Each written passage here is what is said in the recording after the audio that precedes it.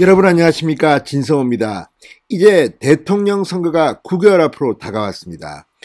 그런데 지금 국민의힘은 전당대회를 하느라 여념이 없습니다. 이런 가운데 윤석열 전 총장이 어제 이 현충원을 찾아서 사실상 대권 도전의 결기를 다졌습니다. 이제 윤석열 전 총장의 정치 참여 선언은 얼마 남지 않은 것 같습니다. 이런 가운데 이번 주 금요일 12일 날 국민의힘 새로운 대표가 결정됩니다. 자, 이처럼 요동치는 여의도의 정치 변화, 이 중에서 가장 지금 논란의 대상이 되는 사람 중 한 명은 안철수입니다. 자, 한때 잘 나갔습니다. 서울시장 후보로 야권 단일화 후보가 될지도 모른다는 그런 기대를 가졌던 안철수 대표. 그렇지만 오세훈 국민의힘 후보한테 밀려서 단일화 경쟁에서 패배했습니다. 자, 그렇지만 안철수는 과거와는 달랐습니다. 오세훈의 서울시장 선거 캠페인을 적극적으로 도왔습니다. 그런데 안철수 대표 스스로가 국민의힘과 국민의당이 통합해야 한다고 주장했는데 선거가 끝난 뒤 조금 입장이 바뀌었습니다. 당시 이 국민의힘 당대표 직무대행은 주호영 원내대표였습니다. 주호영 원내대표는 나름대로 안철수 대표와 통합하는 데 공을 들였습니다. 만약 안철수 대표가 주호영 원내대표 시절에 국민의힘과 통합을 했다면 상당히 좋은 조건으로 통합했을 수도 있습니다. 그런데 그때 주호영을 만만히 본 건지 아니면 이 오세훈 시장 당선을 보면서 안철수 대표도 상당히 업된 건지는 모르지만 바로 통합하지 않았습니다. 몸값을 올리기 위한 모습을 보였습니다. 본인이 부인할지도 모르겠지만 분명히 국민의당은 몸값을 올리려는 듯이 보였습니다. 갑자기 당원들의 뜻을 듣겠다. 또 이 당협위원장, 지역위원장을 새로 선임하겠다. 시간을 들였습니다. 그러면서 국민의힘과 국민의당의 통합은 새로운 당대표가 선출된 뒤로 미뤄졌습니다. 그런데 그동안 상당히 많은 변화가 있었습니다. 바로 윤석열입니다. 자, 윤석열 전 총장은 국민의힘이 아니라 제3지대로 갈지도 모른다. 그리고 안철수 대표가 윤석열 전 총장과는 과거에 만난 적이 있다. 국회의원으로 스카우트하려 했다. 그런 인연을 강조하면서 윤석열을 제3지대 국민의당에 데려갈 것처럼 말하기도 했습니다. 자, 그런데 문제는 그 기간 동안 안철수가 몸값을 올리는 동안 윤석열은 국민의당 이야기를 한 번도 하지 않았습니다. 국민의힘 의원들과 계속해서 만났습니다. 정진석, 권성동, 윤희숙 의원을 만나고 장제원 의원 등과 통화를 했습니다. 그러니까 만약 입당한다면 국민의당은 아니라는 이야기입니다. 국민의힘이라는 이야기입니다. 물론 언제 입당할지는 아무도 모릅니다. 지금 6월 11일 당대표 선거 직후 입당할 거라는 데 대해서는 윤석열 측은 부인합니다. 정해진 것은 없다. 7월이 될 수 있습니다. 자, 어쨌든 그럼에도 불구하고 국민의당은 아직까지는 아무런 시그널이 없습니다. 그 와중에 이준석 후보가 당대표 가능성이 커지고 있습니다. 이준석은 분명히 경고했습니다. 국민의당과는 당대당 통합은 안 한다. 이 국민의당은 안철수가 99.9%다. 자, 새로 60명, 70명 지역위원장을 만들었다고, 임명을 했다고 하더라도 그 사람들 지분을 인정할 수 없다. 자, 여의도 미아가 되고 있는 것은 아닌지 안철수 대표가 지금 위험합니다. 진성호의 직설 시작합니다. 방송에 앞서 아직 진성호 방송의 구독자가 아니신 분들은 붉은색 구독 버튼 눌러주십시오. 더 좋은 방송으로 보답하겠습니다. 자, 윤석열 전 총장이 최근 국민의힘 의원들과 연쇄 접촉하면서 제1야당 국민의힘 합류 가능성이 커지고 있습니다. 시간이 9개월 남았습니다. 제3지대 신당 만들고 안철수 당 들어가서 몸집 불려가지고 국민의힘과 통합하고 하는 그런 일은 상상하기가 힘들어지고 있습니다. 게다가 안철수와 불편한 관계로 알려진 이준석 후보가 당대표 가능성이 커지면서 이런 위기는 안철수를 지금 덮치고 있습니다.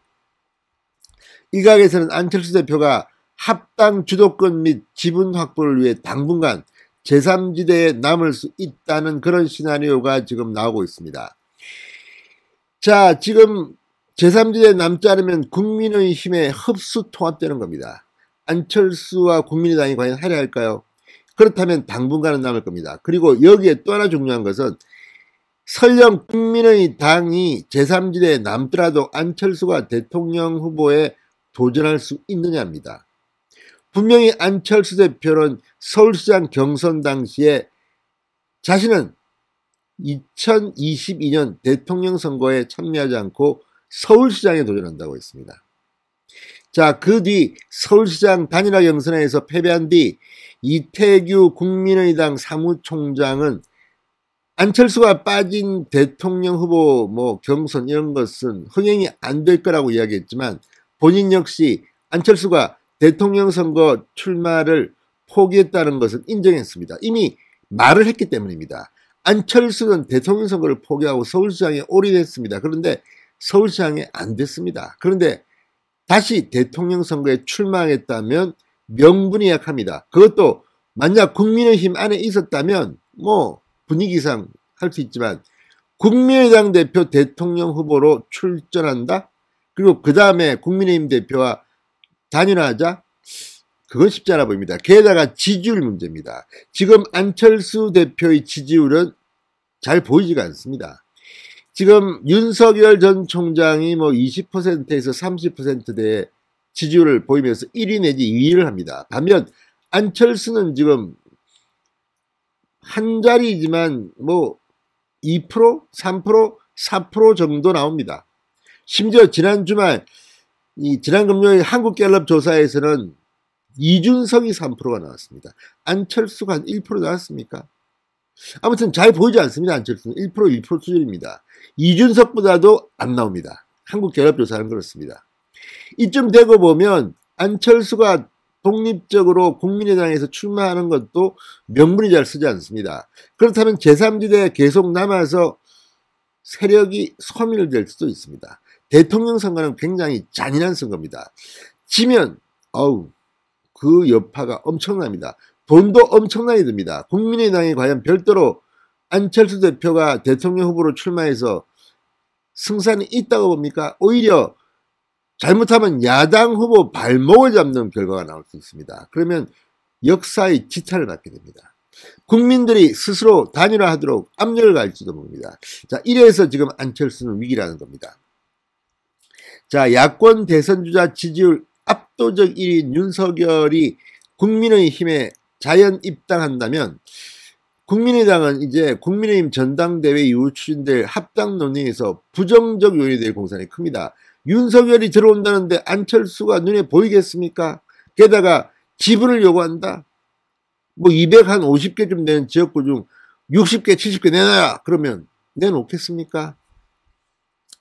자, 권은희 국민의당 원내대표는 지난달 19일 김어준의 뉴스공장 인터뷰에서 양자 연대 가능성에 대해 윤석열 전 총장은 정의와 공정이라는 시대 요구에 부합하는 인물이다.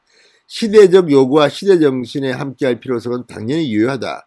국민의당은 여유를 갖고 윤석열 전 총장의 행보를 보고 있다. 이렇게 말했습니다. 그렇지만 지금 윤석열 전 총장의 행보는 국민의당과는 상당히 거리가 있습니다.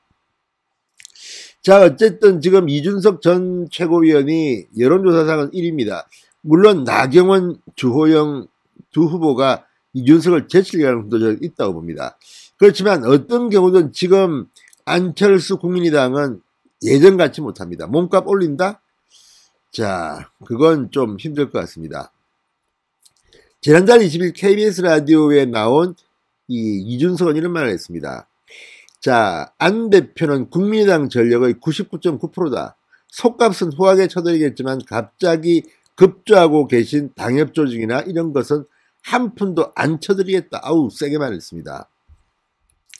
자, 안철수 대표가 4.7 보궐선거 이후 합당을 차일피일 미루는 모습을 보이면서 정치적 입지 축소를 자초한 게 아니냐는 비판도 있습니다.